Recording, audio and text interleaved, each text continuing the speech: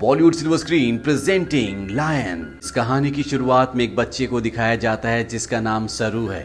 सरू अपने बड़े भाई गुड्डू के साथ ट्रेन में कोयला चोरी कर रहा होता है। दरअसल ये लोग बहुत गरीब हैं, इन्हें अपनी गुजर बसर के लिए चोरी करनी पड़ती है। ये दोनों ट्रेन से बहुत सारा कोयला चोरी करते हैं और उस कोयले को एक दुकान में बेचने के लिए जाते हैं। उसी दुकान में जलेबियां भी बन रही होती है। सरू अपने बड़े भाई से कहता है कि मुझे जलेबी खानी है। उसका बड़ा भाई कहता है कि एक दिन मैं तुम्हें जलेबी ज़रूर खिलाऊंगा। उसके पास इतने पैसे नहीं है कि वो अपने छोटे भाई को जलेबियां खिला सके। सरू कहता है कि एक दिन हम दुकान की सारी जलेबियां खरीद लेंगे। अब कोयले के बदले में थोड़ा सा दूध दिया जाता है और ये दोनों भाई खेलते हुए अपने घर वापस पहुंच जाते हैं, जहां पर सरू और गुड्डू की एक छोटी बहन भी है। ये तीनों अपनी माँ के साथ रहते हैं। सरू की माँ अपने दोनों बच्चों से पूछती कि वो दूध कहाँ से लेकर आए, लेकिन वो इस बात का कोई भी जवाब नहीं देते। उसी रात को सरू का भाई गुड्डू काम पर जा रहा होता है। सरू कहता है कि मैं भी तुम्हारे साथ काम पर चलूंगा।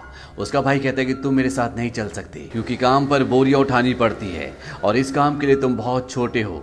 सरू अपने सिर के ऊपर चेयर उठाकर दिखाता है, साथ ही साथ वो साइकिल भी उठाने की कोशिश करता है। सरू कहता है कि मैं कोई भी काम कर सकता हूँ। सरू की जिद करने पर उसके भाई को उसे अपने साथ ले जाना पड़ता है।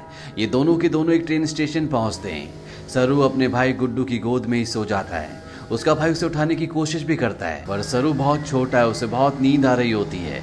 वो कहता है कि मुझे सोने दो। सरू का भाई गुड्डू उसे एक बेंच पर लिटा देता है और कहता है कि मैं कल सुबह काम कर कर वापस लौट जाऊंगा, तुम यहीं पर रहना। जाने से पहले सरू अपने भाई को कहता है कि जब तुम लौटोगे तो जलेबी लेकर आना।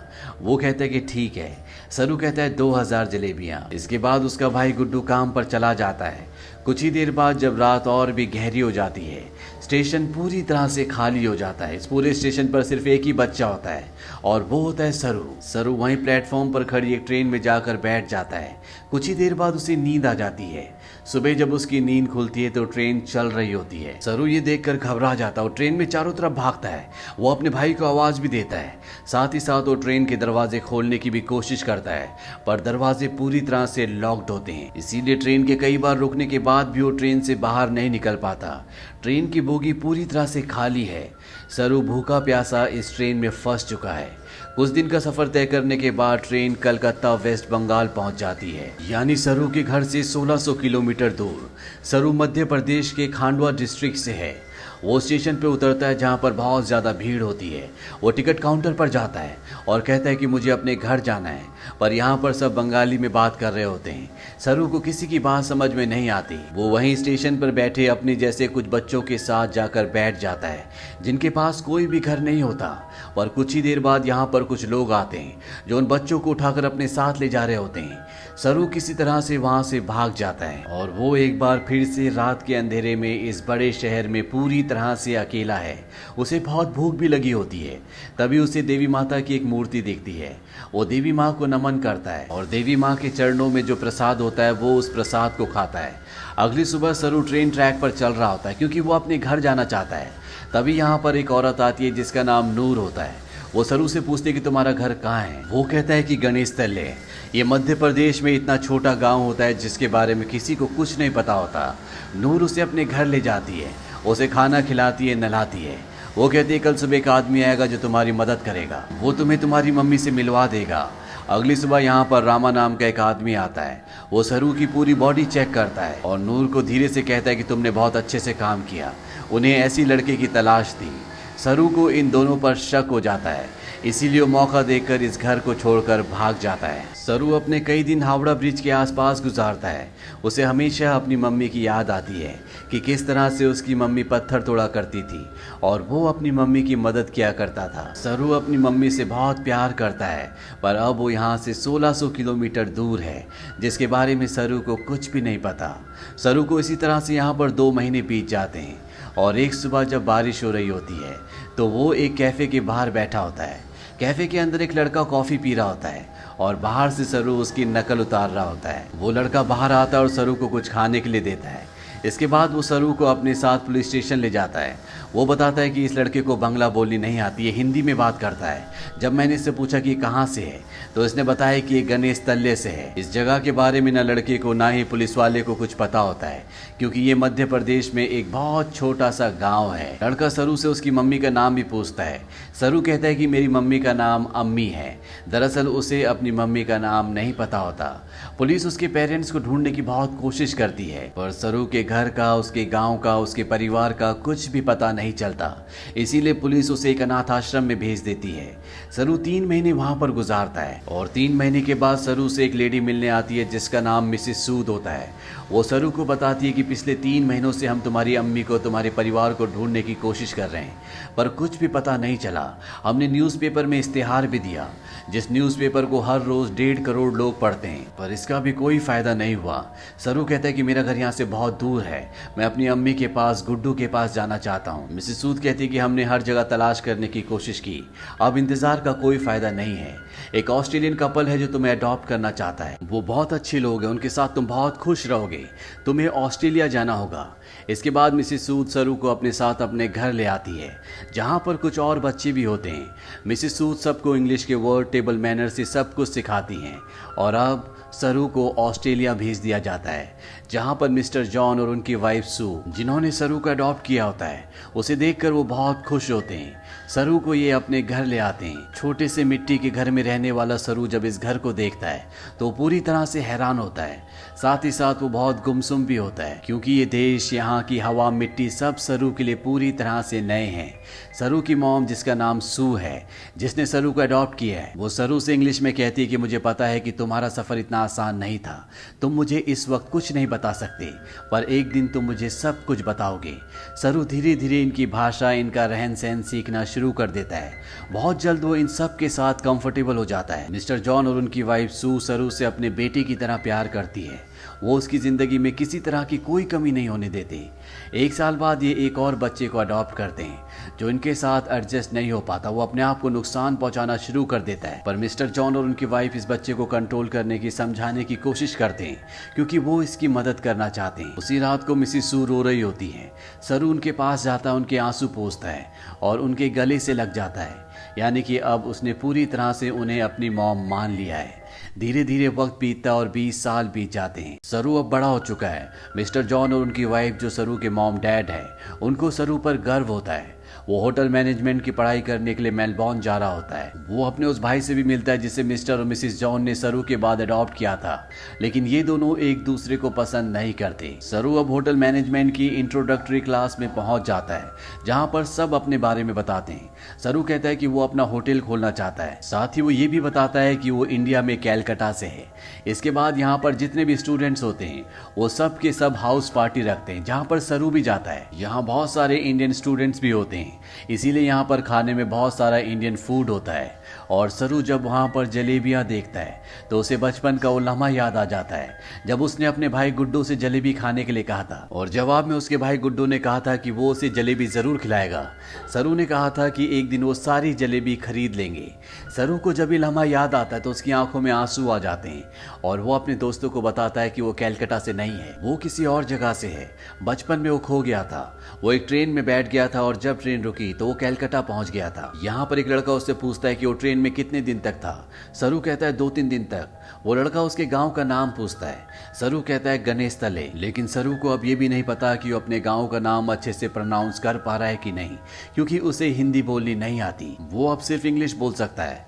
यहाँ पर एक लड़का उससे कहता है कि कैलकाटा के हावड़ा ब्रिज से, जहाँ पर तुम बचपन में पहुंचे थे, अगर वहां से हम टाइम और ट्रेन की स्पीड को कैलकुलेट करें और वापस जाएं तो हम तुम्हारे गांव के आसपास के रेडियस में पहुंच सकते हैं। यहाँ पर एक लड़की उसे गूगल अर्थ के बारे में बताती है। वो कहती है गूगल अर्थ के सहारे तुम दुनिया की किसी भी जगह को ढूंढ सकते हो, पर सरू इस बारे में और ज्यादा बात करने से मना कर देता है। इसके बाद ये पार्टी से निकल जाते हैं। सरू के साथ एक लड़की भी होती है जिसका नाम लूसी होता है। ये दोनों एक दूसरे की तरफ अट्रैक्टेड होते हैं, इसीलिए रात को ये दोनों एक दूसरे के फिजिकली बहुत क्लोज हो जाते हैं। अगली सुबह जब सरू उठता है तो उसे अपने पेरेंट्स की, अपने घर की, अपने गाँव की याद आती है। उसे एहसास होता है कि उसके खो जाने के बाद उसकी मॉम, भाई बहन उसके लिए कितना परेशान हुए होंगे। इसीलिए वो गूगल अर्थ एप्लीकेशन के जरिए, साथ ही साथ स्टेशन से अपने घर की जो दूरी होती है उसकी कैलकुलेशन करके हर तरह से अपने गांव गणेश तले को ढूंढने की कोशिश करता है, पर उसकी सारी कोशिश पूरी तरह से बेकार हो जाती है। धीरे धीरे वक्त बीतता और 3 साल बीत जाते हैं। लूसी का और सरू का रिश्ता अब और भी गहरा हो चुका है। ये दोनों एक दूसरे से बहुत प्यार करते हैं, पर सरू आज भी अपने परिवार के लिए परेशान है। उसे कई बार अपने भाई की छवि दिखती है। उसे एहसास होता है कि उसका भाई उसे कह रहा है कि उसे घर चले जाना चाहिए। सरू अपने परिवार की यादों में उन्हें ढूंढने में इतना खोया होता है कि धीरे धीरे वो लूसी से अलग हो जाता है। वो लूसी से कहता है कि तुम मुझसे बेहतर इंसान डिजर्व करती हो। लूसी और सरू अलग हो जाते हैं। कई महीनों के बाद लूसी को सरू जब एक दिन एस्केलेटर पर देखता है तो वो उससे बात करता है। वो लूसी से कहता है कि वो उसे बहुत मिस करता है। इसके बाद एक बार फिर से दोनों एक दूसरे के बहुत क्लोज आ जाते हैं। लूसी सरू से कहती है कि तुम्हें अपनी मॉम के पास जाना चाहिए, उन्हें तुम्हारी जरूरत है। सरू अपनी मॉम के पास जाता है जिनकी तबीयत खराब होती है। सरू को आज तक ये लगता था कि उसकी मॉम ने उसे इसलिए अडॉप्ट किया क्योंकि वो कभी माँ नहीं बन सकती, पर सू सरू को बताती है कि मैं माँ बन सकती थी, पर मैंने और तुम्हारे डैड जॉन ने डिसाइड किया था कि हम 2 बच्चों को अडॉप्ट करेंगे, क्योंकि इस दुनिया में बहुत सारे ऐसे बच्चे हैं जिन्हें माँ बाप की, परिवार की जरूरत है। वो सरू को अपने बचपन का एक एक्सपीरियंस भी बताती है। वो कहती है कि मेरे डैड बहुत ज़्यादा अल्कोहल पीते थे, वो एक अच्छे इंसान नहीं थे।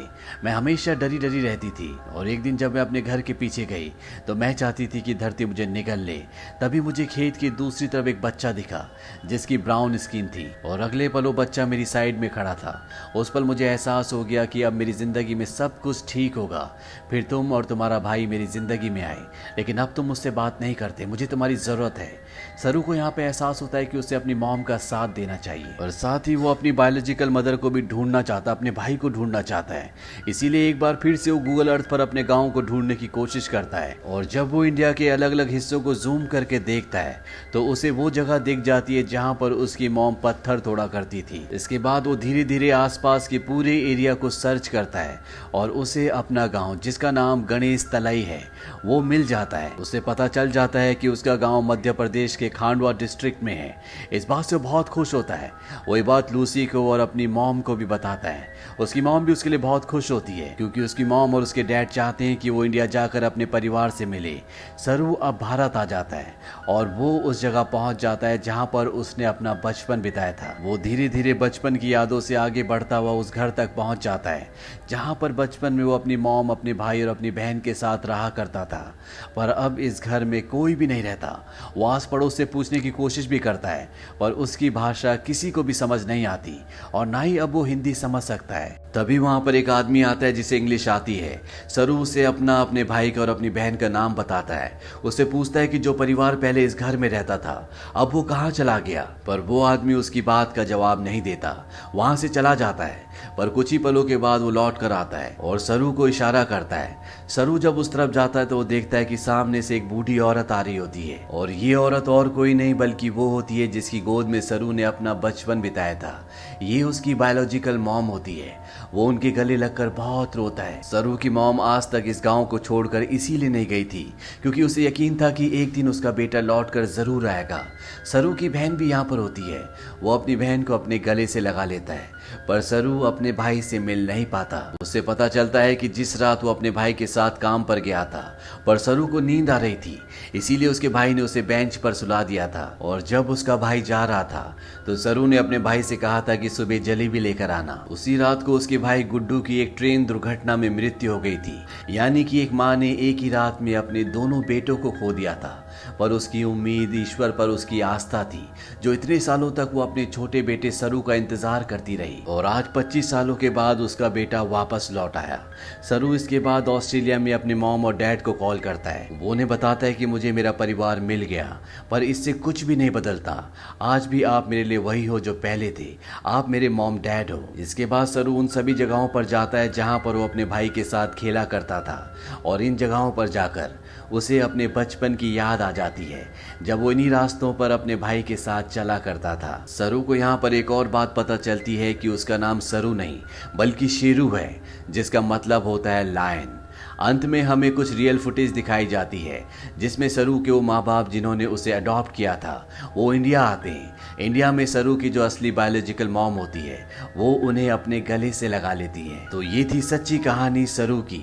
ऑफिशियल रिपोर्ट्स के मुताबिक पता चलता है कि भारत से हर साल 80,000 बच्चे गायब होते हैं, लेकिन उसमें से 1% भी बच्चे ऐसे नहीं हैं जिनकी किस्मत सरू की तरह हो। इसीलिए इस पूरी कहानी, इस पूरी फिल्म के जो हीरो हैं वो और कोई नहीं बल्कि मिस्टर जॉन और उनकी वाइफ सू है, जो अपने बच्चे पैदा कर सकते थे पर उन्होंने फैसला किया कि वो अपने बच्चे पैदा ना करके उन बच्चों को अडॉप्ट करेंगे जिनके पास घर नहीं है, ताकि उन्हें एक अच्छा घर मिल सके। अगर इस दुनिया में हर एक इंसान की सोच इसी तरह से हो जाए तो ये दुनिया स्वर्ग बन जाए। तो ये थी पूरी कहानी फिल्म लॉयन की। ये फिल्म सन 2016 में रिलीज हुई थी। IMDb पर इसकी रेटिंग है 8। इस फिल्म का बजट था $12 मिलियन और बॉक्स ऑफिस पर इसने कमाई की थी $141 मिलियन की। उम्मीद करते हैं कि ये कहानी आपको पसंद आई होगी।